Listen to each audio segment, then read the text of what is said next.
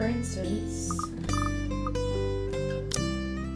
Hey guys, welcome back. It's CloPlaysGames, and we're continuing our playthrough of The Letter. But this part is me backtracking because technical difficulties. Anyway. Oh wait. For an instance, it doesn't immediately register where I am. Both my back and shoulders ache after I've fallen asleep all hunched up the night before. Drenched in sweat, the nest of pillows I often keep around me feels more suffocating than comforting. I let my eyes adjust to the bright morning light streaming through my window and allow my breathing to slow down before untangling myself from the pile. I haven't had a single dream since coming to Luxburn, or at least none I can recall having. It's a shame because they used to be so vivid. Now not the crazy vivid, but the more pleasant kind. I'll tell my siblings about. Maybe it's just the stress of living alone. Knowledge that I'll always wake up to an empty apartment with no one to tell stories to. What time is it?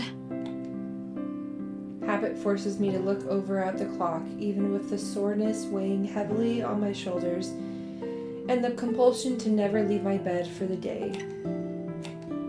In a heartbeat, I'm up. Oh man, of all the times to oversleep! Towel! Where's my towel? Immediately, it's a weekend, as an unspoken rule that entitles me to an extra hours of sleep. But if Rose didn't kill me yesterday, she sure as hell will now. And right after what happened. Oh Lord, only one box of donuts as peace offering won't be enough the second time around. Grabbing my towel, I'm already a few short steps away from the bathroom when a muffled ring breaks out from my bag. There's a moment of indecision at first. My mind conflicted whether I should just ignore or answer it. But what if it's Rose? Or worse, our boss? Sheesh, in the end, that rational part of my brain wins out. The letter from yesterday peeks out when I pulls the device out. And just the sight of it is enough to put me in a foul mood, and it takes every force of will for me to ignore it in favor of answering the call. The caller ID reads Mama. Huh? It's around 4:45 p.m. in the Philippines right now. That's an unusual time for them to call. Usually it's around noontime here, and I'm the one calling, not the other way around. Better for them to use the money on something else than an international call. Regardless, in the most cheerful tone I can gather. Hello? Hello? Grace? How are you? Mama! I'm doing okay. How are you guys over there? We're good. EJ won a storytelling contest at school the other week. Brought home a medal. I thought you should know.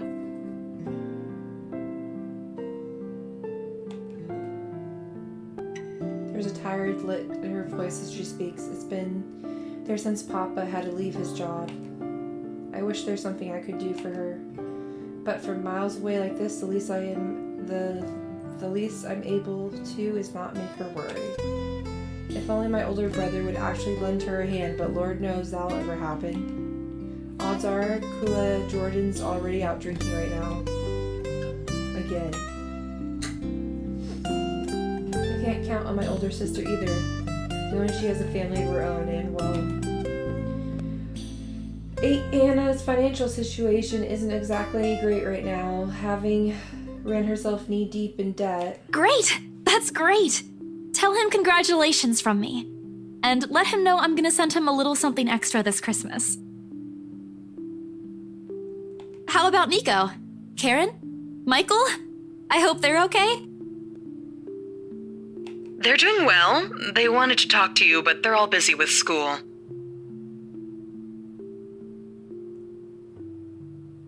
Oh no, that's fine. I don't want to bother them. Just tell them to keep doing their best for me. I'll just call back when I know they're not busy. And Papa? How's Papa doing? It's a subject I'm a bit hesitant to broach. From the way Mama's voice is hitched, she doesn't want to bring it up either. Grace, Papa's... He's having a little difficulty right now. Weak appetite, he's having trouble swallowing, and lost a few pounds. But the doctor said we should keep encouraging him. It just means his body's accepting his new treatment well. The money you sent last time helped a lot to pay for it, by the way. Oh, I see. That's good.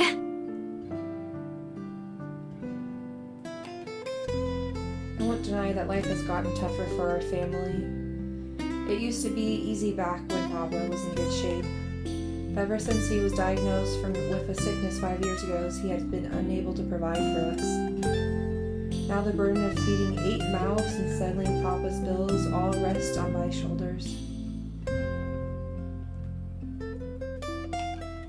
Although Mama makes a little, accepting sewing and laundry jobs in our neighborhood, it's scarcely enough to cover the costs of day-to-day living, let alone the bloating hospital bills. We can't even expect help from our own government because the health insurance there barely covers anything. I'm sure he'll get better soon. Is he well enough to talk? Do you think I'll be able to speak to him, Ma?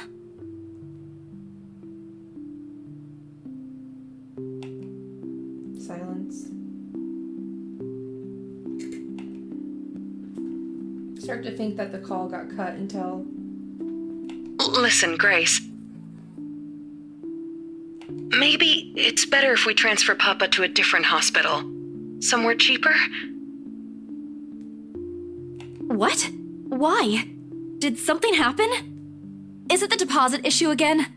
Give me the hospital's number. I'll talk to them. No, it's nothing bad. The service here is good. Too good. Even the doctors. But I'm worried you're working yourself to the ground because of it.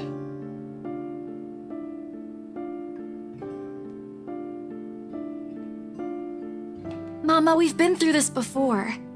I want the best for Papa. And don't worry about the bills or the medicine, or me for that matter. I can handle myself. Everything's going well here. In fact, we're about to close a large sale.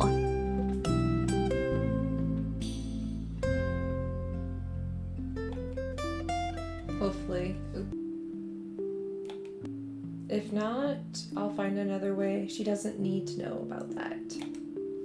Sorry, Mama, you taught me not to lie, yet look at what I'm doing. I'll have money to send over soon to cover the rest of Papa's treatment. And there's more than enough for Karen, Nico, Michael, and EJ's school tuition, too.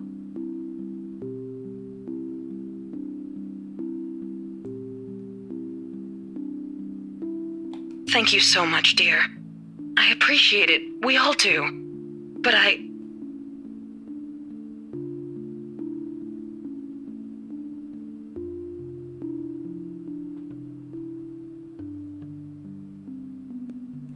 just wish you'd come home to us soon.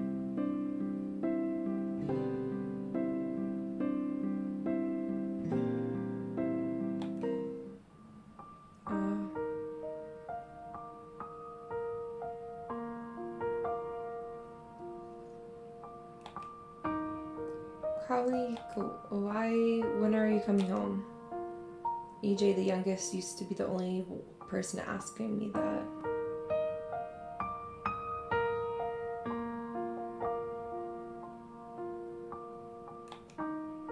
How do you respond to a question you don't have a definite answer to?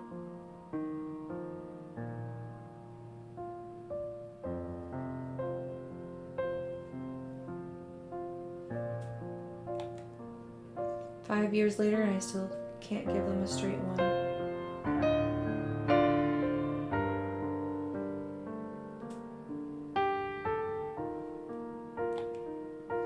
I smile though, Mama can't see it. I fight to keep my lip from quivering, my voice from shaking.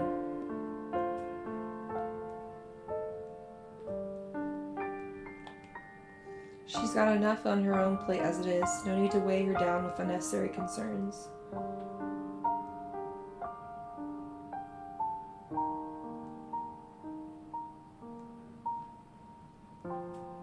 promise me you'll be there to welcome me when I do, okay?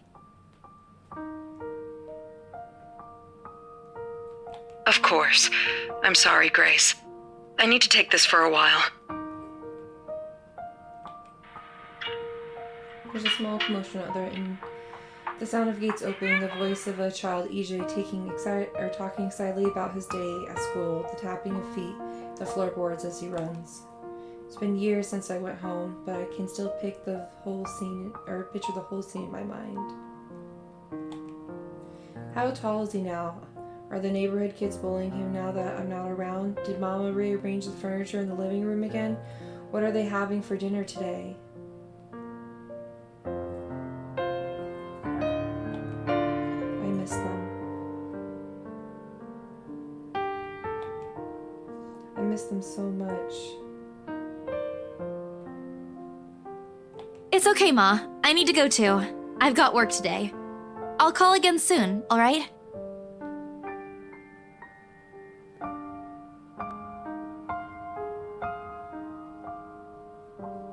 On a Saturday? Oh, never mind. Take care of yourself, dear. I love you.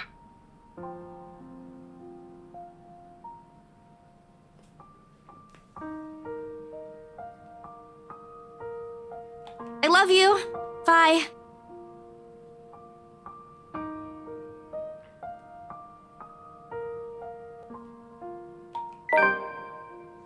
It ends with a soft click, leaving half-truths and empty promises hanging in the air.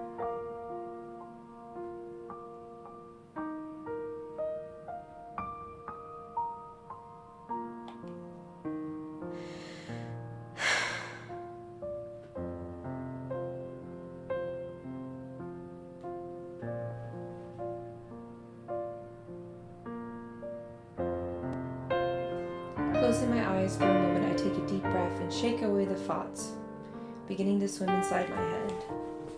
It's pointless to mull over these things right now. Okay, Isabella. Time to get that mansion sold. Unfortunately, before I can take a single step away from my phone, it rings again. I doubt Mama forgot to say something. Mama? Did you forget anything? Excuse you? I'm too young to be your mom. Are you still sleeping? Hold on, never mind that. Get yourself in the office. Hurry!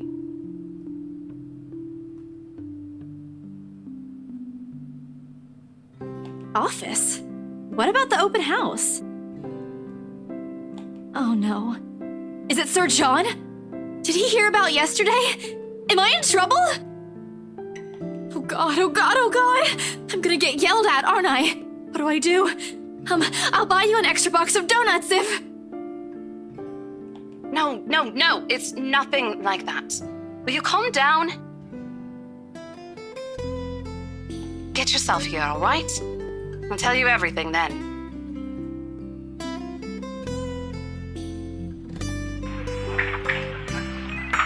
We're still timed in of several feet shuffling against a wooden flooring and an industry yelling in the background before Rose cuts the connection.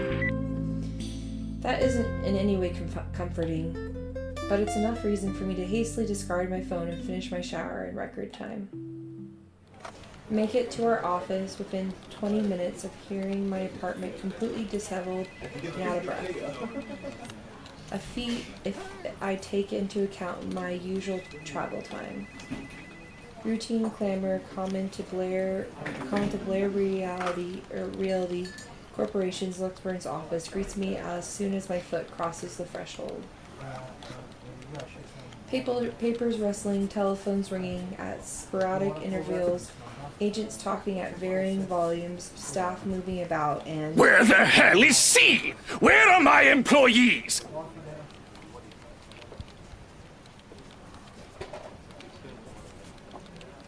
What the actual fuck, guys? Of all the times to disappear without notice! My boss' words turn muffled as someone else closes the door to his office, likely the work of our HR manager. Throughout the past weeks, he's been in a mood over a few employees who have failed to report to work. I hear they're still trying to get a hold of them, but to no avail. The result is half their workload have been shifted to our available staff so as to not lose clients. Not that I mind the extra work. If anything, it means I'll have more to send to my family back home. Although the rumors of a branch closure circulating because of this is indeed a bit worrisome. My bag barely touches the top of my table when Rose pulls me aside. Here, I need you to help me with these papers. If you could also get these signed and photocopied before lunch today, that would be great.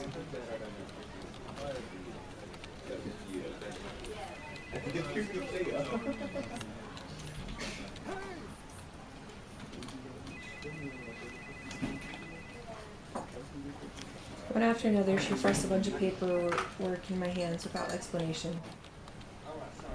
A page flutters away from the top of the pile, and I lay down to pick it up. My eyes scanning the top of the page as I straighten. A purchase and sale agreement. Rose simply gestures her thumb in the direction of our visitor lounge when I tilt my head in question.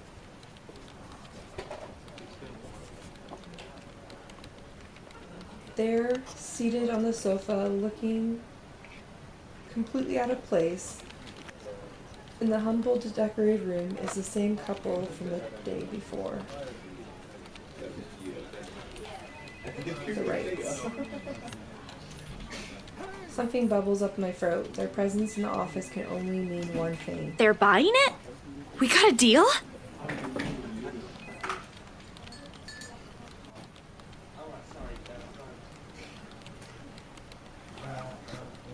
She swats at my hand, tugging her sleeve, though her eyes are all right alight with something akin to joy.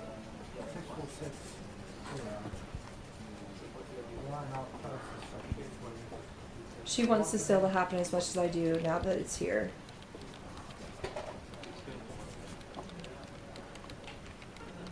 This deal needs to be closed, yet documents need to be signed still, but the elation is there. Along with a foreboding feeling I can't quite pinpoint. I had to do a little damage control, but they're already interested in acquiring the property, even before they attended the open house. I mean, isn't it obvious? They already hired an interior designer. I've never seen a buyer as aggressive as Madame Wright. She didn't even— One at a time, Rose. I can't process everything you're saying at once. What do you mean? Madam Wright. She didn't even try to negotiate a lower rate. Okay, blah, blah, blah. They're paying 15% higher than the listing price, as long as we get the paperwork done as soon as possible. I think if we allow it, they'll be paying up front, too. Even with that urban legend? Rose nods. Oh, I was so sure we lost the sale after yesterday. Don't look so surprised. We still have to conduct some last few checks before we completely hand it over to them. Please. I'll happily do the paperwork duty, Rose. I'll even go to the land registry myself and make sure the property changes hands with every single legal blessing. Don't they have better things to spend money on? I'd haggle it down to the lowest possible price if I were in their place, especially with the stories attached to it. Not that my opinion matters one bit here. We're just the agents who are going to receive the hefty commission after all, nothing more. Rose gives me a pat on the shoulder, signaling that she's heading back to them, an unspoken instruction for me to follow after I'm done. It doesn't take me long to finish what work she left me. In fact, having our boss sign the agreement is the easiest thing, and has put him in a better mood, to the entire office's relief. Ma'am Hannah calls me over the moment she notices my presence at the lounge door. Her lips are twisted in a frown. She doesn't even seem particularly happy to see me, and I'm not surprised. Alright, you guys, I'm in the episode here. You guys have a nice spoopy season, and we will continue the letter in the next episode. Bye!